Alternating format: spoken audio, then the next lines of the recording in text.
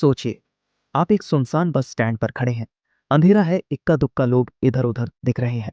तभी एक आदमी पास आता है और कहता है, दीदी, आपकी बस उधर खड़ी है। आपको शक तो होता है, लेकिन वो इतना प्यार से बात करता है कि आप मान जाते हैं।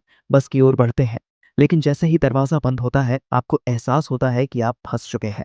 25 फरवरी की सुबह 5:45 पुणे के स्वारगेट बस स्टैंड पर जो हुआ, उसने पूरे देश को हिला दिया। एक महिला जो अपनी ड्यूटी से लौट रही थी, इस दरिंदे का शिकार बन गई। और फिर ये शख्स 60 घंटे तक फरार रहा। पुलिस, मीडिया, पूरा प्रशासन इस एक अपराधी को पकड़ने के लिए भागा दौड़ी कर रहा था। लेकिन सवाल ये है, ये आदमी इतने घंटे तक भागा कैसे रहा और पुलिस ने इसे आखिरकार पकड़ा कैसे? चलिए इस पूरे केस को समझते हैं, शुरू से लेकर अंत तक। एक लड़की जो रात की शिफ्ट पूरी करके घर लौट रही थी, लेकिन उसे क्या पता था कि बस स्टैंड पर कोई उसकी ताक में बैठा है।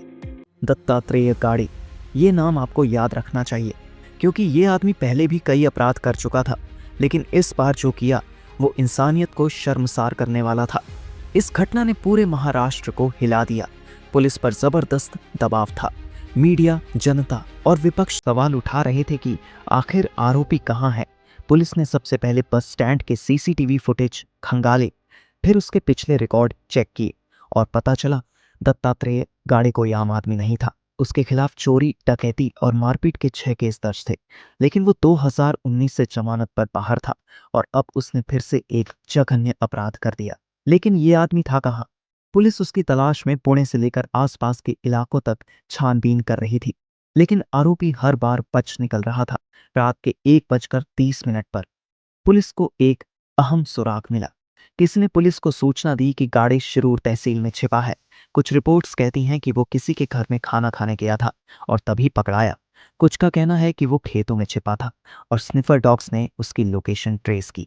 जैसे ही पुलिस ने उसे घेरा, उसने भागने की कोशिश की, लेकिन इस बार पुलिस तैयार थी। 60 घंटे की तलाश के बाद आखिरकार पुलिस ने इस दरिंदे को पकड़ लिया, दत्तात्रेय गाड़े। ये आदमी पहले भी जेल जा चुका था, लेकिन सवाल ये है कि उसे जमानत कैसे मिली, और अगर वो पहले ही पकड़ा जा चुका था तो बाहर कैसे घूम रहा था। अब जनता चाहती है कि इस केस को फास्ट ट्रैक कोर्ट में चलाया जाए।